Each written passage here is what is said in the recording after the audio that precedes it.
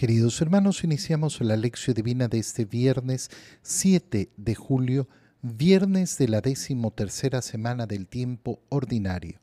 Por la señal de la Santa Cruz de nuestros enemigos, líbranos, Señor Dios nuestro, en el nombre del Padre, y del Hijo, y del Espíritu Santo. Amén. Señor mío y Dios mío, creo firmemente que estás aquí, que me ves, que me oyes. Te adoro con profunda reverencia, te pido perdón de mis pecados y gracia para hacer con fruto este tiempo de lección divina. Madre mía Inmaculada, San José, mi Padre y Señor, Ángel de mi guarda, interceded por mí. En la primera lectura de este día viernes, continuamos leyendo el libro del Génesis, capítulo 23, versículos 1 al 4, 19, hasta el capítulo 24, 1 al 8, 62 al 67. Sara vivió 127 años y murió en Kiriat Arba, hoy Hebrón, en el país de Canaán, y Abraham lloró e hizo duelo por ella. Cuando terminó su duelo, Abraham se levantó y dijo a los hititas: «Yo soy un simple forastero que reside entre ustedes. Denme una propiedad, un sepulcro en su tierra, para enterrar a mi esposa». Y Abraham sepultó a Sara en la cueva del campo de Macpelá, que está frente a Mambré, es decir, Hebrón en Canaán. Abraham era ya muy anciano, y el Señor lo había bendecido en todo.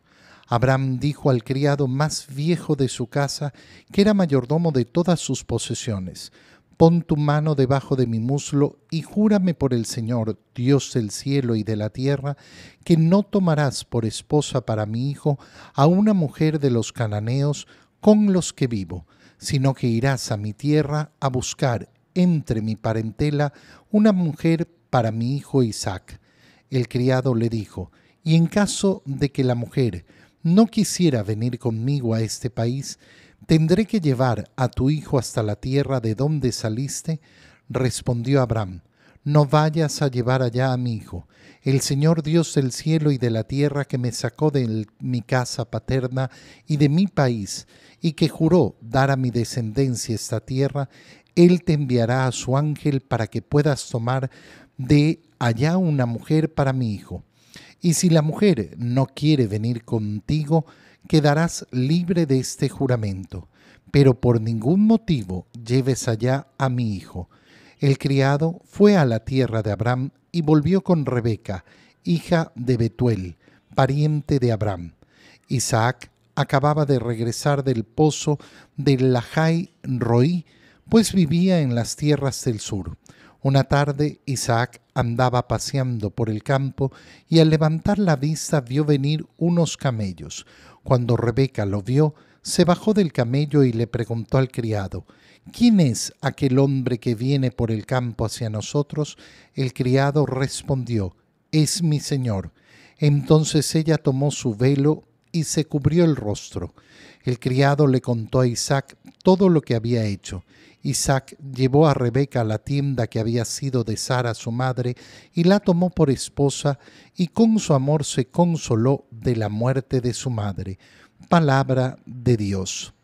Al continuar leyendo el libro del Génesis, vemos la muerte de Sara, la esposa de Abraham, que nos dice que murió cuando tenía 127 años. Recordemos que ya era muy anciana, de más de 90 años, cuando recién queda embarazada, cuando finalmente se cumple la promesa que le había hecho el Señor.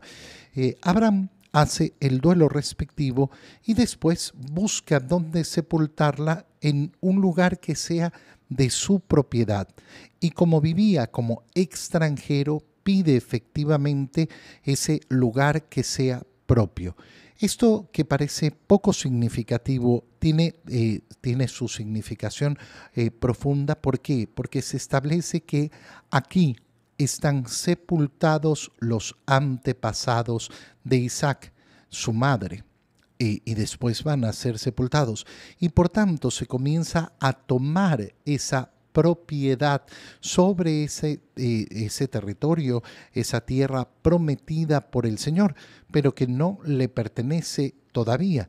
Abraham sigue viviendo como un extranjero en esa tierra prometida.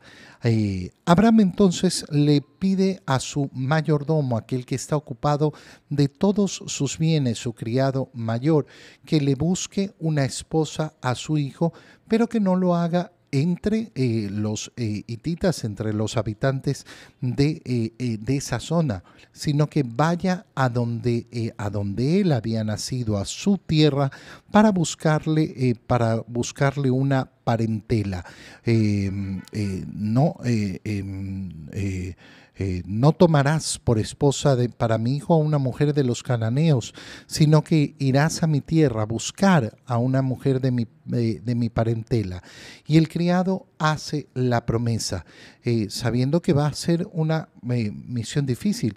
No solo tiene que buscar a la mujer para Isaac, sino que además tiene que volver con ella, es decir, convencerla de abandonar el territorio de sus padres, la zona donde vive, para ir a una zona siendo extranjera. ¿Por qué Abraham insiste en que no lleve a su hijo Isaac fuera de esa tierra? Porque no quiere efectivamente romper de su parte la alianza con el Señor. El Señor le ha prometido que toda esa tierra que ve, será parte de su posesión, será su herencia hacia sus hijos y a los hijos de sus hijos. Y por tanto no quiere que su hijo abandone eso como una manera de significar el cumplimiento de la alianza. Qué bonito es darnos cuenta cómo hay detalles que permiten el cumplimiento de la alianza. No se trata de decir, ay, si se fue a buscar la esposa, entonces rompió la alianza. Pero hay justamente modos de vivir que nos hacen perseverar en la alianza. Aquí estamos hablando sobre todo de esos actos de amor que uno realiza para cuidar las promesas, para cuidar los pactos. A veces pensamos que la fidelidad se vive solo en el acto concreto de la fidelidad o de la infidelidad. No, se vive en muchas acciones que uno realiza para justamente asegurarse de perseverar en la fidelidad. Puede que un esposo, por poner un ejemplo, diga, no, pero cuando veo pornografía no estoy siendo infiel a mi esposa, simplemente estoy viendo pornografía. No, hermano mío, ya estás haciendo un acto de infidelidad. ¿Por qué? Porque no estás teniendo esa prudencia que va a hacerte perseverar en la fidelidad, que te va a permitir mantener esa fidelidad adelante. Cuando llega el criado con Rebeca, entonces Isaac la toma como esposa. Nos dice que se consoló en su amor de la muerte de su madre y con ese amor recibe el consuelo de la muerte. Esto es muy bello. Muy bello, ¿por qué? Porque establece efectivamente cómo se va a realizar esa continuidad de la alianza, justamente buscando el matrimonio. El matrimonio va a ser establecido como el fundamento de la alianza, y por eso siempre la alianza va a tener esa relación profunda con el matrimonio. Ya hemos visto cómo la promesa de Dios se va a cumplir no con el otro hijo que tuvo Abraham, no con el hijo con la esclava, sino con el hijo dentro del matrimonio. Y ahora, para continuar con esa alianza, ¿qué es lo que se tiene que hacer? Tiene que tomar esposa, es decir, tiene que continuar en esa vida matrimonial. El matrimonio se va estableciendo como el centro a través del cual se va a ir cumpliendo la promesa del Señor.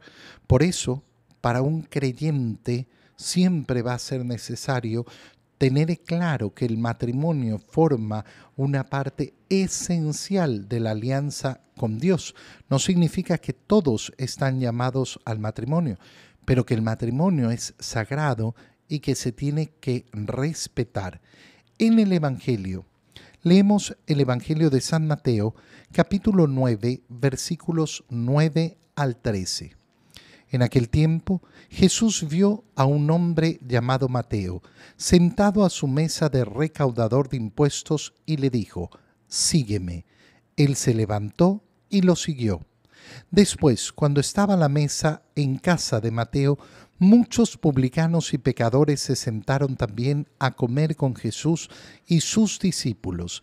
Viendo esto, los fariseos preguntaron a los discípulos: ¿por qué su maestro come con publicanos y pecadores? Jesús los oyó y les dijo: no son los sanos los que necesitan de médico, sino los enfermos. Vayan pues y aprendan lo que significa: yo quiero misericordia y no sacrificios. Yo no he venido a llamar a los justos, sino a los pecadores. Palabra del Señor. Tenemos hoy día la lectura de la conversión, del llamado de Mateo, el que está escribiendo el Evangelio. Por eso Mateo no entra en grandes detalles sobre el llamado que ha recibido del Señor. ¿Qué nos cuenta el mismo Mateo sobre ese momento? Jesús vio a un hombre llamado Mateo. ¿Dónde estaba Jesús? La última información que tenemos es que estaba en Cafarnaúm, por lo cual podemos pensar que Mateo era efectivamente un recaudador de impuestos en Cafarnaúm. Se trata de un publicano. ¿Por qué los publicanos son presentados siempre en la lista de lo peor de la gente? Los publicanos y los pecadores, porque los publicanos no cobraban impuesto para Israel, sino que cobraban los impuestos para Roma, para el Imperio Romano. Por lo tanto, eran considerados traidores de la patria, traidores de su propio pueblo. Estaban dedicados a cobrar los impuestos que no iban necesariamente para el bienestar de la gente, sino para ese poder extranjero que era el que dominaba a Israel en ese momento, que era el Imperio Romano. ¿Qué le dice Jesús a Mateo? Sígueme. Él se levantó y lo siguió. Es precioso. Es precioso por la simplicidad del llamado, la simplicidad del llamado del Señor, que efectivamente no tiene grandes complicaciones. ¿Qué es lo que tenemos que hacer? ¿Cuál es el gran llamado que nos hace el Señor? Sígueme. Sígueme. ¿Por qué? Porque yo soy el camino, yo te voy a mostrar el camino. Tú lo que tienes que hacer es seguirme. Nos muestra efectivamente cómo el Señor siempre es el que va por delante, el que nos va conduciendo. Por eso todo el camino cristiano se resume en esto y nada más: seguir a Jesús. ¿Qué tienes que hacer tú como cristiano? Bueno, ser cristiano es discípulo de Cristo. Y por tanto se trata de seguir a Jesús, seguir sus enseñanzas, seguir su doctrina, seguir su ejemplo. Es siempre seguir a Jesús. Y por eso la propuesta que le hace a Mateo es sumamente sencilla. ¿Y cuál es la disposición que tiene que tener aquel que recibe este llamado? Levantarse y seguirlo. No es, bueno, es que voy a ver, ya hemos pasado por las escenas en donde el Señor le ha dicho a otros, sígueme, pero han puesto diferentes excusas, diferentes situaciones, y entonces no funciona. Mateo se levanta y lo sigue. El Señor no le ha dicho dónde. Y aquí viene la primera parte entretenidísima del Evangelio. ¿Por qué? Porque inmediatamente nos dice después, cuando estaba a la mesa en casa de Mateo, entonces, ¿a dónde lo siguió? A su propia casa. a su propia casa, sígueme. Mateo no preguntó, ¿y a dónde vamos a ir? Sígueme. Se levantó y lo siguió. ¿Y dónde aparece a continuación? En su propia casa. En su propia casa va a iniciar el ministerio. ¿Con quién se va a juntar? Con publicanos y pecadores. Van a tener una gran cena. Y ahí se va a producir efectivamente toda esa contrariedad de los fariseos que preguntan cómo es esto que su maestro come con publicanos y pecadores. Qué precioso es entonces entender la simpleza del llamado de Jesús. ¿Por qué? Porque ese sígueme es a cualquiera, es a todos. No tiene condiciones. Oye, pero yo soy un pecador. Sí, sígueme. Pero yo soy un publicano. Sí, sígueme. Pero yo soy un no sé qué. Sígueme. El Señor invita sin importar la condición. Cada uno de nosotros tendrá que decidir salir de esa condición de vida que impide ser un verdadero discípulo del Señor. Fíjate lo que están reclamando los fariseos. Pero ¿por qué se junta a comer con publicanos y pecadores? Para llamarlos al seguimiento de su camino, para transformar su vida. No se junta con los pecadores para decirles, el pecado está muy bien, sigan adelante. Oye, ¿cuántas veces tenemos que escuchar hoy en día esto? Ay, pero Jesús se sentaba con los pecadores y comía con ellos. No para ser uno más. No para decirles, ay, quédense tranquilos, sigan pecando, su vida está muy bien. Se acerca al pecador como debe acercarse la iglesia para sacarlos del pecado, para conducirlos hacia donde tienen que llegar. Es decir, para el mismo camino que establece para todos y cada uno de nosotros. Por eso el Señor, ante estas palabras de los fariseos, responde, no son los sanos los que necesitan médico, sino los enfermos. ¿Por qué estoy al lado de los pecadores? Porque están enfermos y necesitan sanación. Porque están enfermos y necesitan sanación, porque tengo que atenderlos. Fíjate dónde parte entonces ese acercamiento a los pecadores, en la compasión. En la compasión. Si yo en cambio me alejo de los pecadores y los trato como si fueran una peste, una lepra, si no me acerco a ellos, entonces, ¿cuándo voy a brindarles la medicina? Pero de nuevo, ¿para qué me acerco a los pecadores? No para decirles que están muy bien, sino para poder llegar a ellos con la medicina de la misericordia que incluye lógicamente esa conversión, no el continuar con la misma vida, sino convertir la misma vida. Vayan entonces y entiendan lo que significa, aprendan lo que significa yo quiero misericordia y no sacrificios. El Señor, ¿qué es lo que está diciendo? Que quiere el perdón de los pecados de los pecadores, que quiere el perdón de tus pecados y de mis pecados, que quiere que nos acerquemos a Él en busca de la misericordia. ¿Cuál es la condición de la misericordia? La condición de la misericordia, en primer lugar, es que yo tomo la decisión de pedirla y que, lógicamente, tengo un deseo profundo de dejar atrás la condición de pecado. No podemos hablar de misericordia y decir, no, es que hay que ser misericordiosos y que todo siga igual. No, pues la condición de la misericordia es justamente que yo en libertad la busco, pero además que yo en libertad decido luchar en contra de aquello que me separa de Dios. Te doy gracias, Dios mío, por los buenos propósitos, afectos e inspiraciones que me has comunicado en este tiempo de lección divina. Te pido ayuda para ponerlos por obra. Madre mía Inmaculada, San José, mi Padre y Señor, Ángel de mi guarda, interceded por mí.